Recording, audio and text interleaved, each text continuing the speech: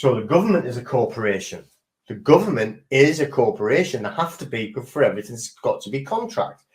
So you've got the Crown Corporation, Northumbria Police. Now, this is my local area, and I actually looked at that under Duns and Bradstreet. I think I've got this written on the presentation later. Duns and Bradstreet, the head office not far from me, they've put their annual turnover. This is before COVID, because I bet it's huge now. Northumbria Police had theirs turnover as 1.6 million in sales.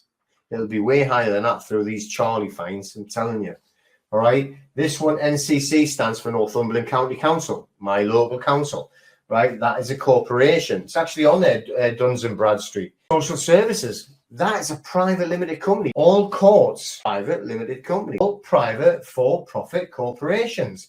There it is, Duns and Bradstreet. Go to the website, I think in the UK, dnb.co.uk. All right, but the thing is, if they are corporations, how and why do they order you around, order us around? All right, it's all indoctrination. We know it. It's programming.